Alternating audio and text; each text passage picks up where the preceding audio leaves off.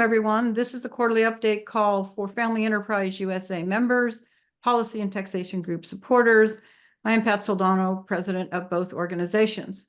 We have a very full agenda today, but I want to remind everyone that if you have a question, please put it in the Q&A or in the chat. You are not on video or audio, so that's your way to communicate with us. Some of you have already done that through questions when everyone registered. I will also remind you that you're invited to these calls if you support the work of Policy and Taxation Group or Family Enterprise USA. If you don't support our work and you are on the call, we would really appreciate you to go to our websites and support our work. So quickly, the agenda, we're going to start, of course, with Representative Carol Miller, and I'll introduce her in a second. And then Dr. Frank Luntz will come on and talk about the presidential elections. Michael Hawthorne is going to give us an update on the Congressional Family Business Caucus. Mark Warren of Brownstein is going to talk to us about the recent tax bill that just passed the House and is sitting in the Senate. And Russ Sutherland hopefully will have a few minutes to talk to us about the tax showdown in 2025 and why 2024 is so important. So let's get started right away with Representative Carol Miller. I remind everyone that she is from West Virginia. She is a member of the Congressional Family Business Caucus, and she is a family business owner, as well as she's on the Ways and Means Committee. So Representative Miller, thank you so much for joining us today to talk about family businesses and how important they are to our country. Well, I could say that in 2 sentences, really. Being a small business owner myself, and of course, my husband's family has been in business, and we're now in our 3rd generation as a family business. I comprehend how important small business is to every community. And in West Virginia, I think at one point it was 95% of our businesses were, but I think it's more like 98% of our businesses are small business. And it really shocked me when I came to Congress at how few people here really understood business or had ever run one. And so, all of a sudden we're dealing with taxes and in different ways to raise money, and guess who they want to tax, and who they think is just the pipeline. And so I feel very strongly about business in the community and how we constantly give back to the community. We're one big family, we're the ones that support the Cub Scouts, the Little Leagues, the fancy buildings that commemorate things. We're the one whose families are in the military, who just participate in life in general. And so I am a strong purporter for business. I worked really hard to get on the Ways and Means Committee after I was here as a freshman. And I started thinking, how do I do this as a congressperson? What's the best thing I can do? Well, I studied history through school. So I started meeting with ambassadors. And I've met with well over 110 ambassadors at this point. But when I first started, it wasn't, gosh, I want to be on Ways and Means. It was more of, how can I, as an American, help us in the world? And so I started reaching my hand out. And of course, trade was the answer. And I go back to the Phoenicians and how trade was so important in the world. And then I think back to cavemen and how one caveman might have had 2 sticks and one might have had 2 rocks, and they each switched. And so, business has been around since the very beginning of time. And so here I am on the Ways and Means Committee, on the Trade Subcommittee as well. And anything that I can do to help facilitate commerce in West Virginia, small town America, I'm going to do. And I run into all kinds of obstacles, so to speak, and our country has such incredible debt. It's kind of conundrum how we solve these problems, because they're always looking for what is a pay for, which often is a tax or a tariff or something. So anyway, we have just passed a bill, the Tax Relief for American Families and Worker Act, and it has strengthened our financial security of our working families as well as our businesses. And, it encourages pro-growth economic policies, and it fortifies business and communities, because really all we want is certainty in order to do what we do. And so, we're competing with China all the time. And if anything, COVID taught us quite a lesson about how much we depend on them. I know at Thanksgiving, I was looking for an air fryer thinking I might have to make some extra pies or something. And I started looking in the internet. I could not find one that wasn't made in China. Even the ones with German names were made in China. And so, we are competing on a global scale with a country that is supposedly developing. I think they're way past that, but they're the ones that are subsidizing and behind our backs. And so, what else did we do? We went again on R&D, and how so many small businesses can't afford when they had eliminated. So we put that in the bill as well, the first year. So it's a constant battle on how we can fight against China and just other countries in general who don't want us to be the leaders. So I think this is giving an advantage at this particular time. We have the Tax Cut and Jobs Act that is going to have to be renewed this next year in various pieces. So that's kind of what we're doing is how can we cut costs for Americans and do the right thing by our tax code. So one of the things that came to my attention last year was the 1099K. And, I've had to learn all kinds of numbers and letters since I came here, but basically there was a threshold of $20,000 or 200 transactions for people before they had to declare. And in one of the bills, was it the American Rescue Plan, changed that, and they wanted to drop it down to $600. Well, I'm at the age where a lot of empty nesters are making the move and downsizing in their homes. And say you have a garage sale. You want to get rid of that Peloton bike that you've been hanging your laundry on. You want to get rid of the skis that you haven't worn in 7 or 8 or 10 years because you aren't skiing anymore. And you've got too much furniture or whatever. So if you have a garage sale and you make more than $600, you're SOL. So say your son lives with 5 other kids in a house and they're going to college and they all pay him the rent and he pays for that over, online. He's now a real estate guy. It just goes on and on how insidious government can be and how they can put their hand in your pocket. Why in the world would you have to pay taxes on something that you'd already bought, say retail, and you're taking a loss on it, reselling it, and then you have to pay taxes on it again? There are just a lot of questions that I have. And so the IRS realized maybe that this bill wasn't so great that had been passed. And also, it's just the way they take a law that had been passed and they implement it not necessarily the way Congress intended it to be, which was what happened with 1099. And they basically disregard congressional authority and make their own. And that isn't what we're supposed to be all about. Our government's supposed to be about checks and balances. And so this is one of the things that bothers me, is the disrespect and indifference to congressional authority.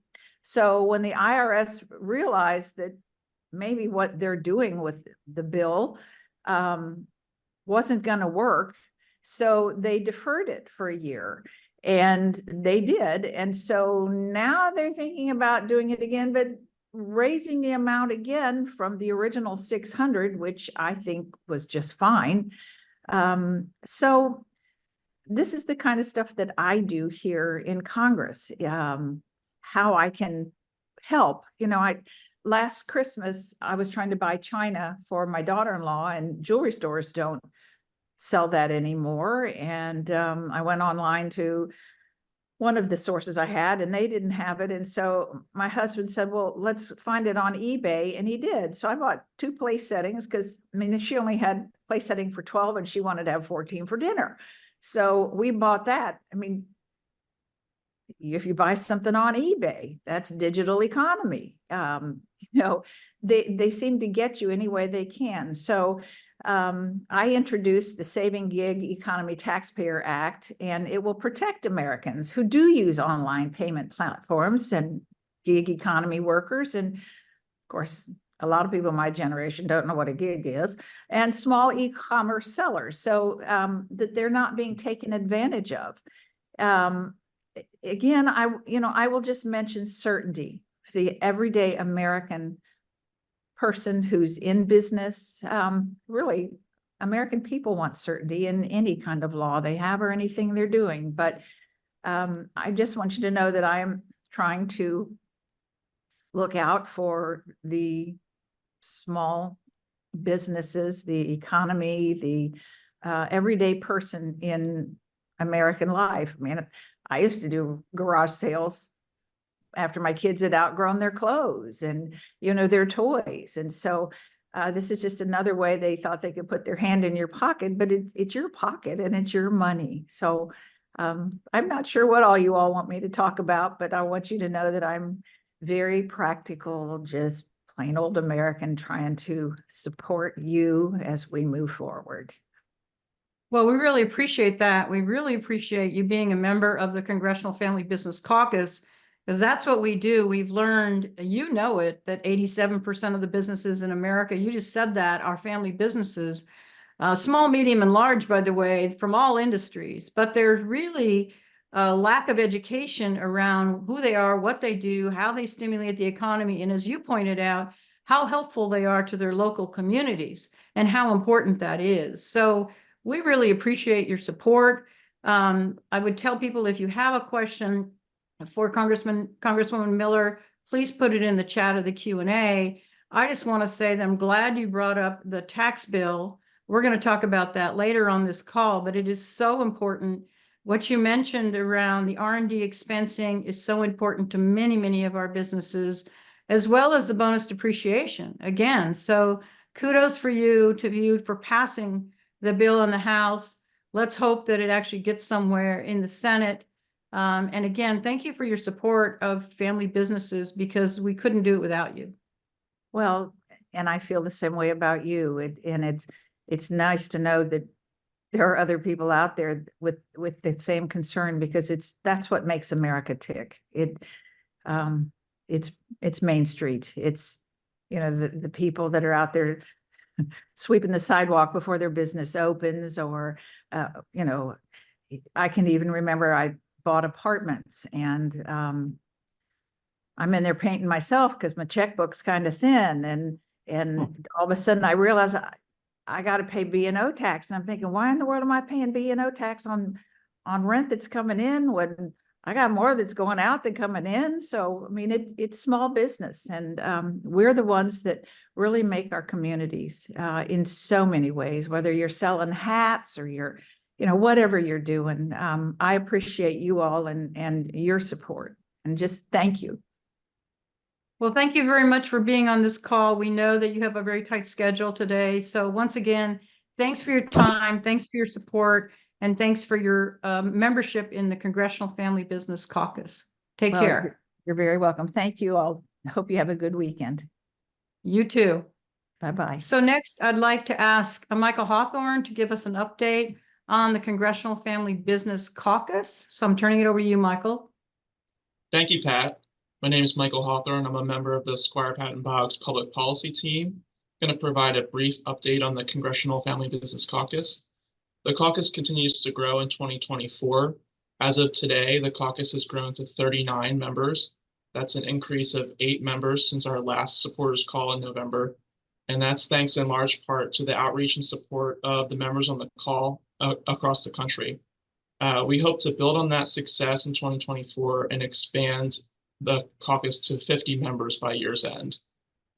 Just by way of background and a reminder on the caucus, The caucus is led by Representatives Jody Arrington, Henry Cuellar, Brad Schneider, and Claudia Tenney in the House. And the caucus is intended to educate members of Congress and congressional staff on the issues facing family businesses across the country, including by connecting members of Congress to businesses in their states and their regions. To that end, the caucus is focused on recruiting a bipartisan group of members from various backgrounds across the United States who are invested in family business issues. And we've heard from Carol Miller just now on the call, and we'll hopefully hear from another member of the caucus later on the call. But as of today, the caucus is nearly evenly divided between the Northeast, the Midwest, the South, and the West. About a quarter of the members from the caucus come from each of those regions. And caucus members include family farms, family construction firms, medical practices, and other family-owned businesses. The last main point I'll touch on is building on the success of our 3 caucus events in 2023. FEUSA is coordinating several events with the caucus this year, including an upcoming event in March on Capitol Hill. Our March event will focus on workforce issues and will connect members of Congress and their staff directly with family business employees who will share the important role of family-owned businesses in developing our nation's workforce. The March event will also feature Capitol Hill meetings where FEUSA and Policy and Taxation Group members will share their stories with members of Congress and ask their representatives to join the caucus as members. We encourage you to participate if you're able, and we're looking forward to working with the caucus and our co-chairs and our members like Representative Miller on important issues in 2024. So I thank you again for your outreach and your meeting with your members of Congress and your support on the ground in your states and your communities. And I see that Frank's on, so Pat, I'll turn it back over to you unless there's questions on the caucus. Yeah, there is a question. And before we turn it over to Frank, first of all, thank you for mentioning the March 12th caucus meeting. We have almost a dozen family business owners and employees of family business owners coming to the Hill to tell their story. These employees are going to talk about what it's like to work for a family business. And the theme of the caucus meeting is workforce issues. The question we have for you, Michael, is in the chat from Larry Lippo, and he says, what would you suggest to attract other Congress people to join the caucus, the Family Business Caucus? I think the greatest way to join or to bring new members to the caucus is to let them know that you're there. Let them know that you're in their district and you're a family-owned business in their community and you need their support. And their support is joining the caucus and meeting with you and learning about their issues and joining our events. I think the easiest way is to make yourself heard. Excellent. All right. Well, thank you, Michael. We're now going to go to Frank Luntz, Dr. Frank Luntz, who is on the call. I think many of you should know that he is going to talk to us about the presidential election, and I know everybody's excited to hear that. So, Frank, thanks for joining us. Thanks, and Pat. Think of the difficulty in seeing me and hearing me and apply that to our presidential election. Because I know that a lot of you are looking at Nikki Haley as the savior of this election season, and I'm sorry, but it's not going to happen. And she was so close to using your language, and I did meet with her, and I asked her to substitute small business for family business because she would say small and family businesses are the backbone of the American economy. And there's a reason why you made the Washington made the tax cuts for big business permanent, and now they have to fight for this year whether the tax cuts for smaller businesses are going to survive. And if there ever was a reason to come to Washington, if there ever was a reason to have your voices heard, it's not just about the death tax. It's not just about regulatory issues. Right now, there is a battle in Washington over who's going to be the focal point, voice of family businesses. And I commend you, Pat, and your organization for being successful in getting so many Democrats on board. Now, whether or not to come through and actually support legislation that truly has a meaningful, measurable impact. And I raise this because I think that family businesses can be a key component of the 2024 election, since they participate politically, they participate financially. They are so important for the economy, and where we're going to head is not particularly clear right now. And I will get out of the car here, and you're going to see me get jarred for a moment, but at least I'm at a stationary place. Right now, if the election were held today, Donald Trump is the president. And the reason why I say so is not for the strength of Trump, but for the weakness of Joe Biden. Let me give you 3 examples because we've been active in this. Pat, you want to direct people to the website that posts my focus groups. They can actually get to see more and understand more. It's called Straight Arrow News. It's under America Speaks, and it has longer versions of the focus groups than you may see on television. So the key here is that Biden is considered too old. He's not considered to have a plan for going forward. And frankly, they blame him for messing up the border. And for those 3 reasons, his numbers have fallen precipitously, and they continue to fall. Now, remind everyone on the call that Donald Trump has been indicted 91 times. There are 4 active cases against him. We've never had a president with even 1 case, and Donald Trump has 4 plus 2 civil trials. He's been removed from the ballot in Maine and Colorado, although he will be put back on again.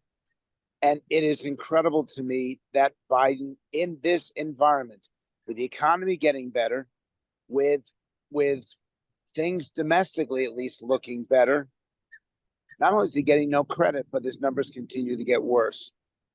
So I want to respond to questions from your organization, but I do want to emphasize that we've never had American politics look more negative, more people voting for the person that they dislike the least, and frankly, 2 candidates with negative perceptions. Right now, 58% feel negatively towards Joe Biden, 55% feel negatively towards Donald Trump. This is the definition of shit show, and CNN has invited me to use that language when I next appear on their broadcast. So, Pat, I'm going to send it back to you. All right, so Frank, we have someone that would like you to share again, where can we, and if someone will please put this in the chat as Frank says it, where can we get those focus groups? Again, I know it's on America Speaks, but what's the website? The website is Straight Arrow News, and they're going to be posting 4 more of them over the next 2 or 3 weeks. And they were just filmed. And I'll actually add a couple points to that. I've figured out how to make people civil to each other, but I've not figured out how to make people optimistic about the future. And in 2 of the sessions, there really should be a warning to people that if they're in any way depressed or feeling down or bad, don't watch this because it's going to make you feel worse. That's number 1. And number 2 is the idea of America as the land of opportunity doesn't hold anymore. That the feeling is that there is so much that's set against hardworking,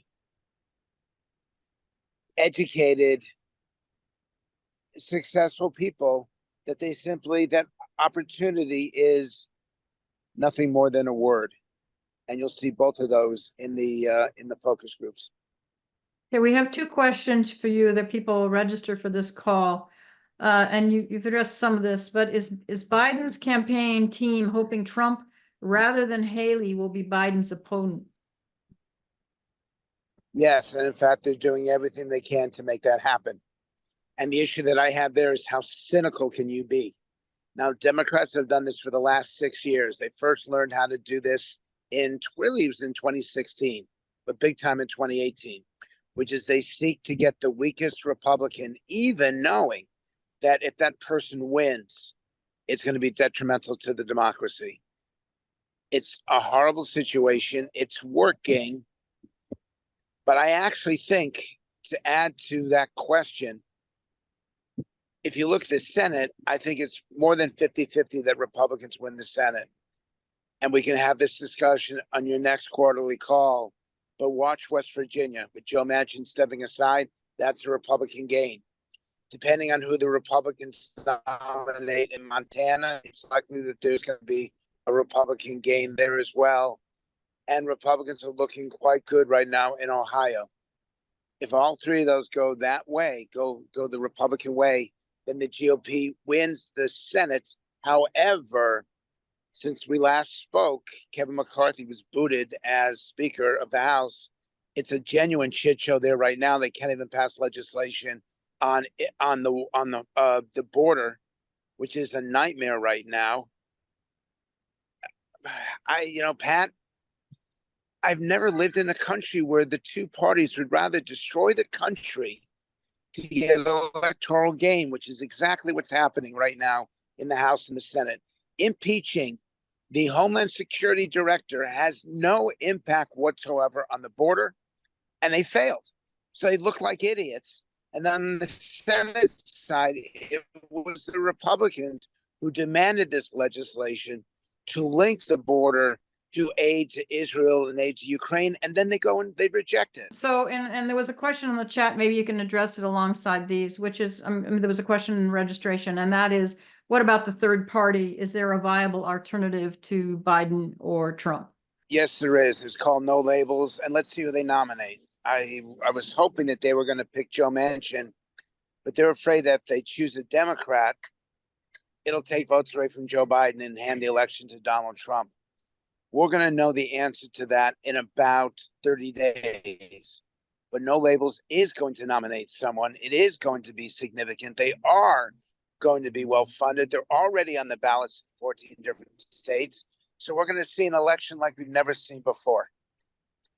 Chaos. So to that point, from Alicia, why is the RNC not supporting Nikki Haley more, given her better poll numbers over Biden? And what's Nikki Haley's position on the estate tax and family business? I'm sure that she would be opposed to the death tax where it stands right now. I'm sure she would be supportive of reforming it or getting rid of it. The reason why I know this is that her commitment to small and family business, she says it at every single rally.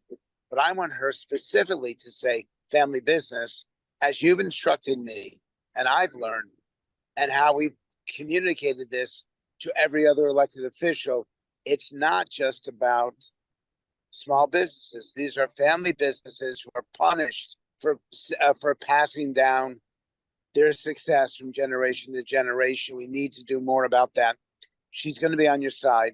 She's going to be a fighter for it, but she's not getting the nomination. Why does the RNC not do more? Because the RNC needs to stay out of it. This is an internal party issue, and you don't want the apparatus of the party choosing who should be the nominee. That really is up to the voters themselves. And frankly, Donald Trump is beating Nikki Haley among Republicans by 3-1 nationwide. It's not even close. Nikki Haley is a better candidate. She beats Joe by 13 points. Let me say that again so I say it clearly. She beats Joe Biden by 13 points. In that same poll, Trump is up by only 5. Nikki Haley is the nominee, would sweep the Republican Party, but it's not going to be that way because Donald Trump owns the Republican Party today. So what impact would Kennedy have on the election, if any? It's a good question. I believe he's going to end up with about 5% when all is said and done. He'll take away 3 from the Democrats, 2 from the Republicans. So he'll make it more difficult for Joe Biden. He might cost Biden a seat or 2. I think it's fair to suggest that.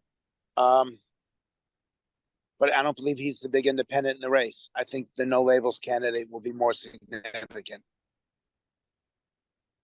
So if either the federal trial in DC or the state trial in Georgia are actually completed before the election, Trump is found guilty. In either case, what will the impact be on his election or the election? That's a great question. The truth is, the felonies didn't matter. The charges didn't matter. There's a helicopter above me. I think it's Donald Trump dropping some crap on me because he doesn't like this call. But a conviction, a felony conviction is something very different. Now, I went to Iowa. I went to New Hampshire. If there are people on this call from either state, your state is too damn cold. No one should live in the winter. You need to move. I don't care if you move to Florida or Texas or California. It is effing cold.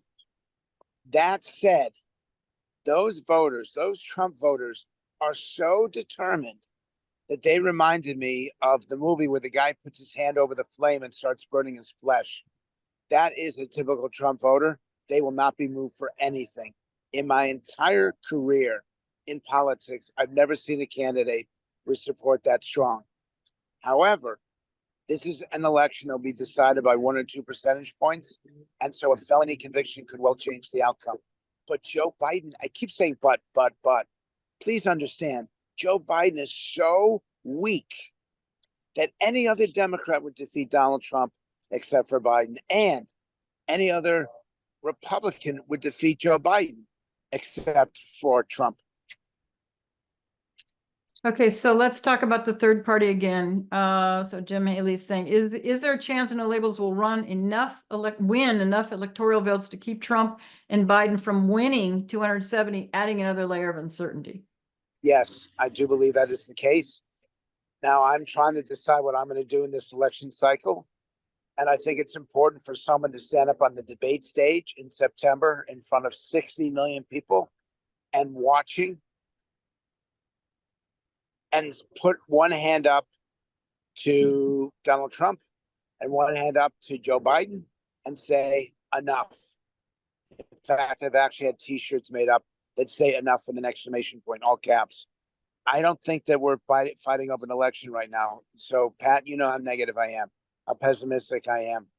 Let me just say this now. I think it's the first time I've said it on one of these calls. I think we're fighting for the future of America. I don't believe it. This is an election. I think this is a fight for the future generations. And so, regardless of who wins in 2024, we have to stop this. We have to stop the negativity, the narrow-mindedness, the shallowness, the viciousness that they have towards each other. And if anyone here doesn't believe me, the events of the last 48 hours should make the case. What Congress did is pathetic. And there's no other excuse for it. No other word that describes more accurately how awful the performance over the last 48 hours. So Frank, to that point, if Trump wins, should we be worried about another January 6th situation or some civil unrest? We're not a civil unrest kind of society. That's not what my fear actually is. I don't think there's going to be violence in the streets. I know we had it with Black Lives Matter, but that was very isolated and very specific cities. What I'm afraid of is the abandonment of democracy. What I'm really afraid of is for kids to look and say, you know what, our government doesn't mean anything anymore. Democracy doesn't work anymore. The free market system. I'm afraid of a complete rejection of America following the 2024 election. And let me be blunt. If Donald Trump comes within 1 or 2% of Joe Biden, do you really think he's going to accept defeat? Do you really think that he's going to say, you know what, Joe Biden beat me fair and square? We're going to have another shit show like we had in 2020, only this time it could be even worse because the election could actually be unclear and undecided. So this is the last question, and then we're going to let you actually go inside your house so you're not sitting out in your yard on your bench. So what can we do to educate the emerging adult generation in family businesses to use their voices to advocate for hope rather than accept free ticket to the shit show, as you call it? Well, I know that you would never use that language, so I'm sure that that's a real question and not something you're asking me. So I appreciate that. And Pat, you know what my answer is? My biggest complaint, I still have it, is that people in this organization don't speak up enough. Even when they come to Washington, their voices aren't heard. I want these members to have to look them straight in the eye and say the regulation, the litigation, the legislation that they're passing to make your life more difficult. I want them to defend it because they can't. I'm angry now. I may not sound it, but I'm angry because they're embarrassing. And the only way that you prove it is by taking a mirror, putting it up to them. And the only people who can do that is family enterprise, is policy and taxation, your organization, you guys, and it's not about writing letters. You actually have to show up to see your members either in your district or in, and by the way, I'd prefer it in the district because then your constituents rather than pushing an agenda. But you have to do it. They have to be heard. And if you're not heard, then the shit show gets worse. I believe that you have a greater opportunity for success over the next 18 months and a greater opportunity for utter abysmal failure. I think everything's at stake. And if you all won't fight for it, then how are people like you and I supposed to fight for you all? Please.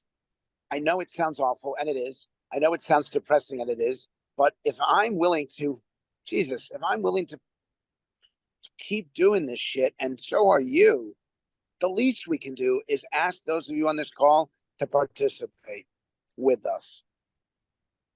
Yeah, I totally agree, Frank. Thank you for saying that. And thank you for your continued support all these years.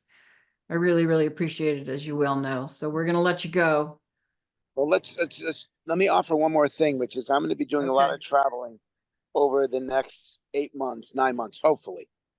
So if I'm going to be in a city where your members are, let's grab coffee. I don't want to be a face on a phone or a computer. I'm willing to be part of your understanding of politics. Just figure out where I'm going to be, and I'll set it up with you all. Well, that's good to know. Well, you should know that those people that are coming to DC on March the 12th are going to be having dinner with you, probably at Carmine's. So, and we will do exactly what you said, because we have a lot of events around the country. So we will connect on that. So thanks for that. We really appreciate it. And you Carmine should be reopened by then. No one actually died from the food poisoning, although they got very sick. They promised to get the rats out of the kitchen by then, and the union says that we'll try to come off strike, so y'all won't have to cook in the kitchen. Okay, thanks for that, Frank.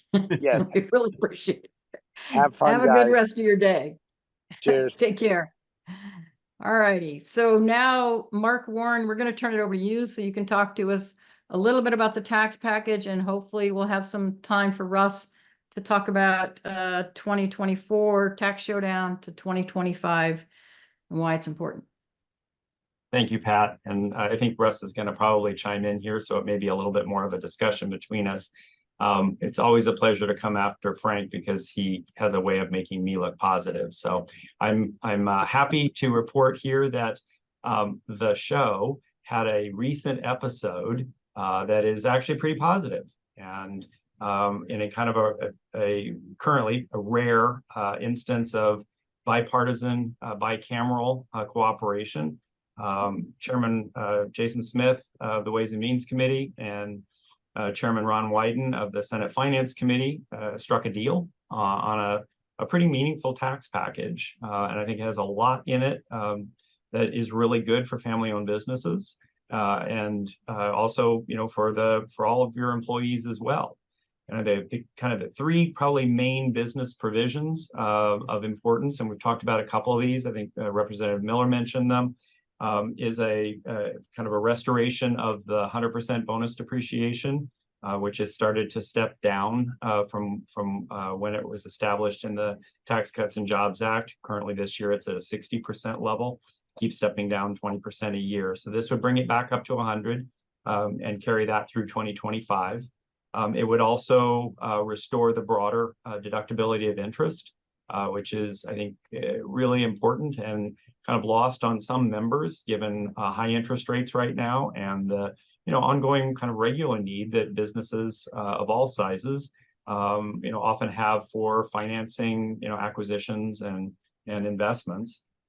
And then critically, as Representative Miller mentioned, kind of restoring the deductibility of research and development expenses.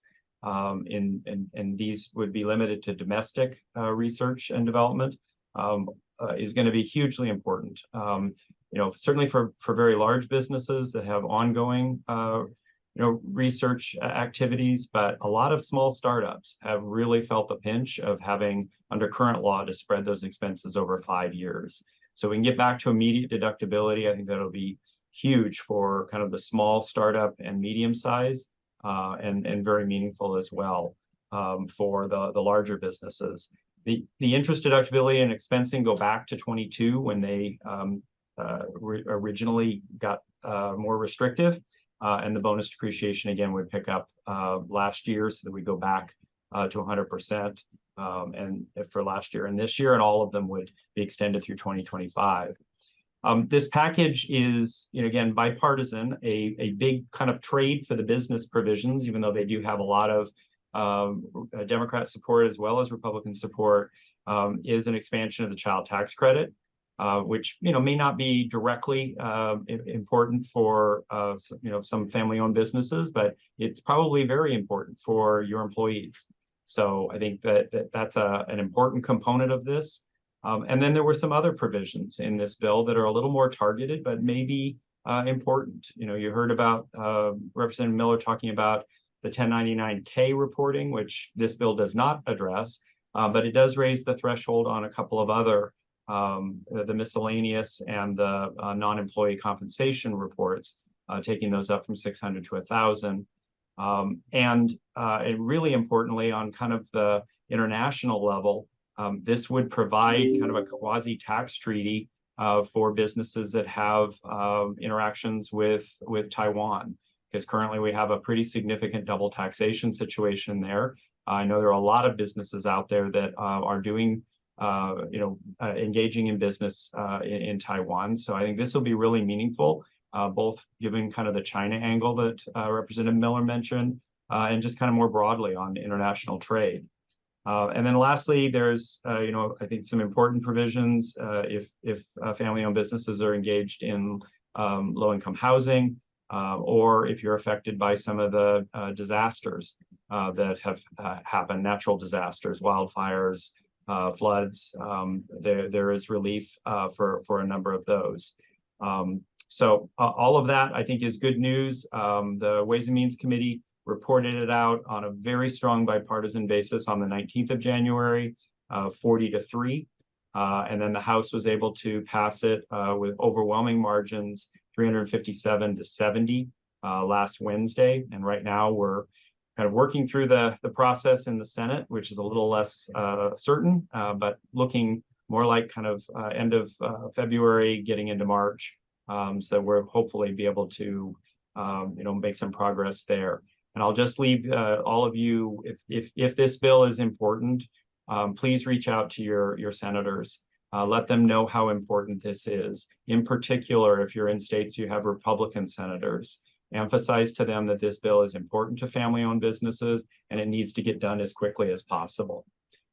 Hey, Mark, let me ask one question before our next speaker comes in. That is, there's been some discussion about the retroactivity of the provisions, and I think it's true on both sides, from the Democrats' perspective and the Republicans who support the child credit, and owners may want to know this for their employees' sake.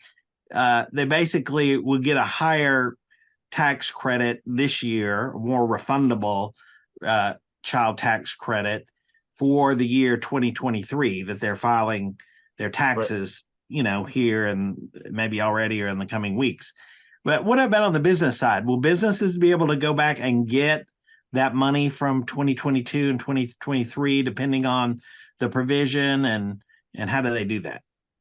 Yeah, you're absolutely right, Russ. For the child tax credit, the IRS says that they're going to be able to probably plus that up if this is enacted. On the business side, I think it's probably going to require, in most cases, that a business file an amended tax return and basically recalculate their tax with the new rules. So that will be a little bit of a burden, but I think could be really, really important given kind of the cash tax relief that will mean. And those refunds, they can be put to use, now. We hear stories pretty regularly about businesses that have put off getting, more engaged in research or in investing in new equipment. Those kind of refunds can really unleash that type of activity and would really be important right now for the economy as it's trying to kind of soft land and hopefully, continue to expand.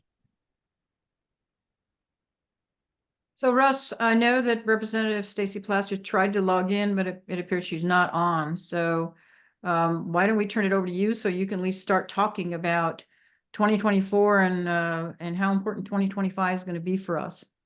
Great, I'll do that. I want to make one more comment about the tax bill, and that is in the Senate, you should know it's likely that the bill will change. Maybe not the core components of the bill.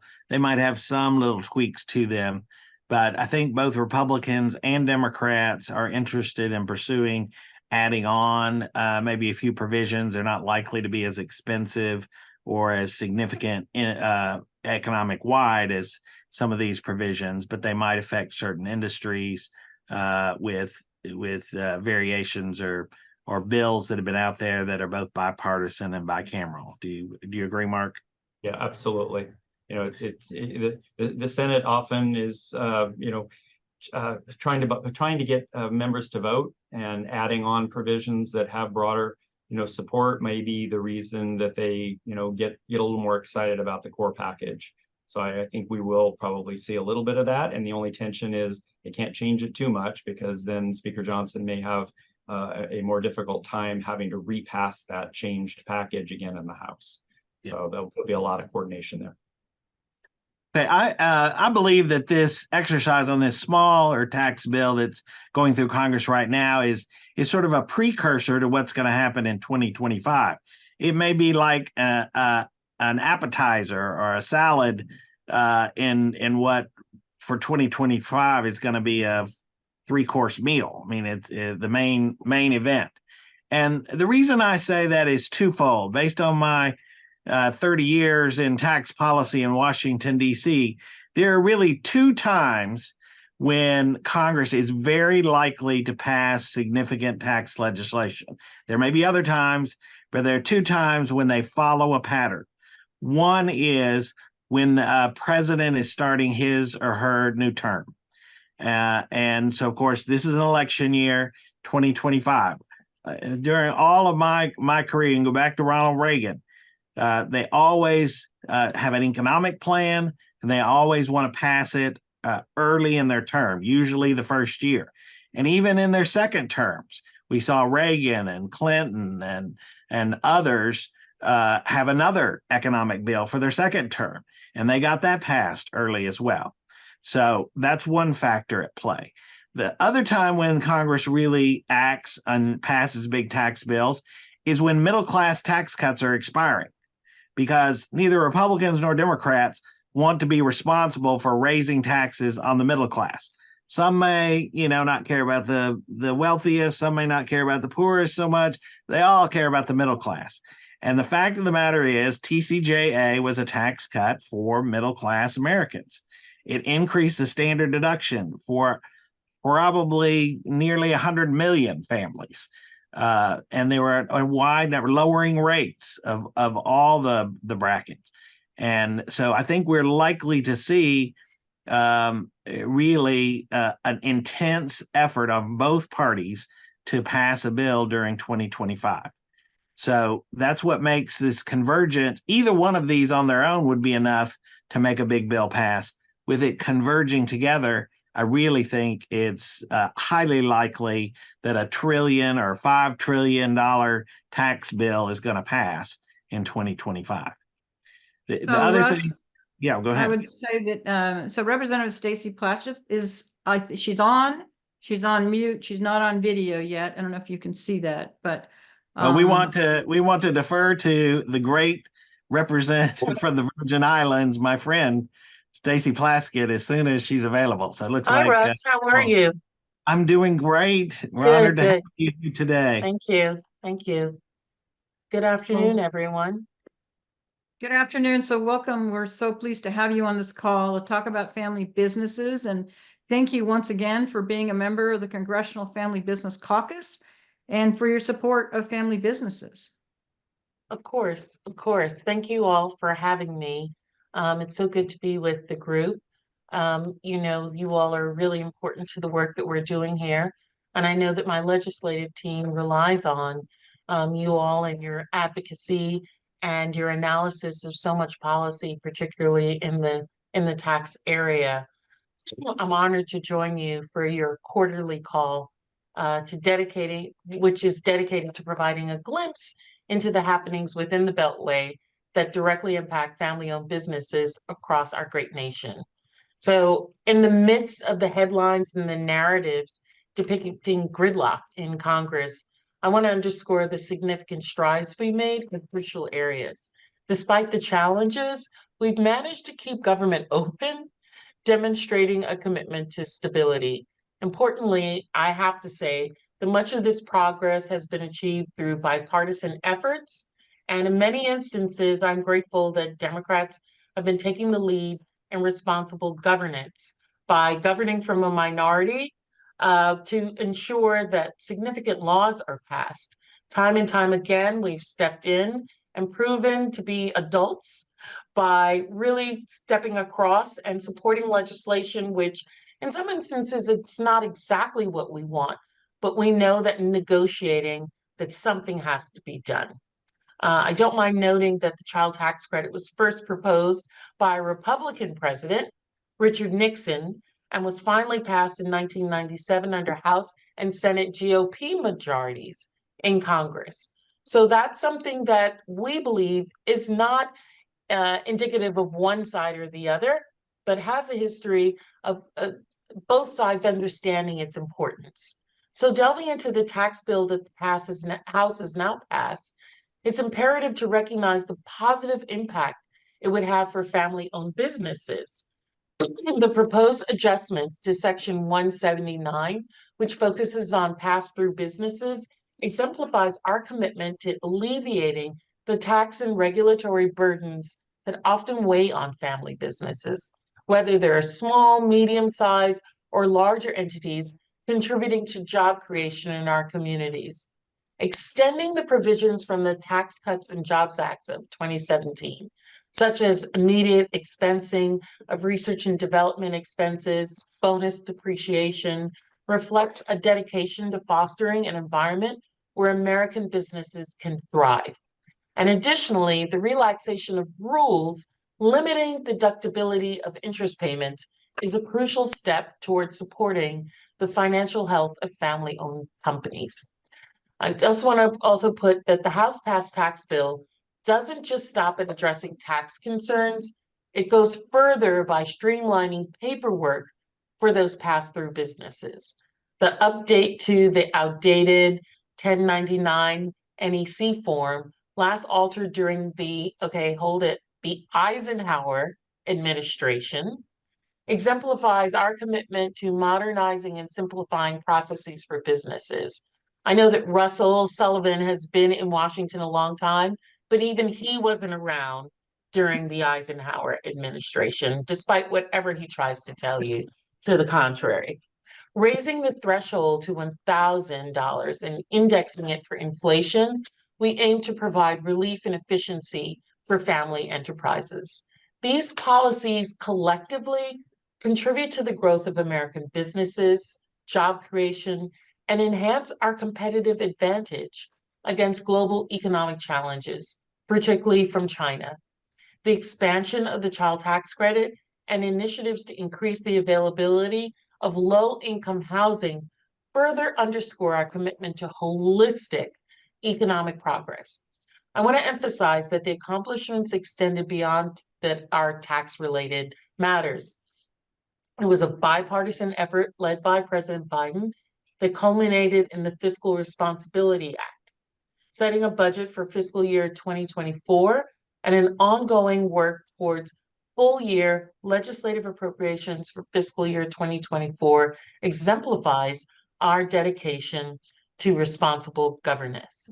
Lastly, the bipartisan policy work on the suspension calendar, such as legislation out of Financial Services Committee, the Middle Market IPO Cost Act, which the House passed on a suspension vote, seeks a GAO study on the cost to small and medium-sized businesses of undertaking initial public offerings, recognizing the unique challenges faced by some family-owned enterprises, and that going public isn't necessarily the right path for every business. So in conclusion, I think I've given you guys a sense of the things that our office is looking at from a holistic level that are not necessarily just tax related, but are interwoven together, really support family-owned businesses, family enterprises, and that it's important that we looked at all of that holistically. I want to express my gratitude, as always, to Family Enterprise USA and the Policy Taxation Group for their unwavering advocacy on behalf of family-owned businesses. It's through collaboration and bipartisanship efforts that we can ensure the prosperity of these enterprises and, by the extension, the economy of our nation. You all are the bedrock. Without these enterprises, without these businesses, this country is not going to continue to make forward. You're doing, we always talk about the tech sector and others, but you're doing the innovation in operating businesses that really continually drives our economy. So thank you for your time. And I really look forward to forward collaboration in service of American businesses. Our office is always open. My Ledge team is always willing to sit down and talk with people. And Pat, I want to thank you for giving me this opportunity to talk. Well, absolutely. And thank you so much for those wonderful comments. It was excellent. And we have just a little bit of time, but we have a question I think we'd like you to answer. Sure. And that is, first of all, thank you for your support, supporting family businesses. What do you think will be the biggest challenge for Congress this next year? And what should family businesses be worried about? Well, I think that throughout the appropriations process as we're working in March, that there are areas that are both in the, particularly in energy commerce, as well as the Financial Services Committee, that you all should be looking at and seeing what those legislation and those pieces and how those are going to affect families. And of course, if you all should begin going into particularly Ways and Means members and the staff and having conversations with them, as we know that at the end of the year, starting 2025, the Tax Cuts and Jobs Act is going to expire. And so that members of Congress are going to be looking at what is that next big tax bill going to look like in 2025, 2026. And I think it's important for groups like yours to give members the groundwork discussion right now so that we can be thinking about what are the measures that we want in that bill when it comes about. Well, thank you so much for your time. I hear you. Great. Okay, perfect.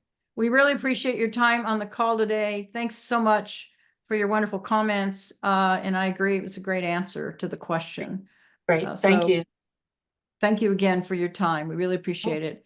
Appreciate And it. we're past the hour, so I want to thank everyone that's been on this call today for their time. Thanks to all of our speakers as well. I think it was very interesting and valuable information that we all gained today. So thanks so much, everyone. Have a great rest of your day.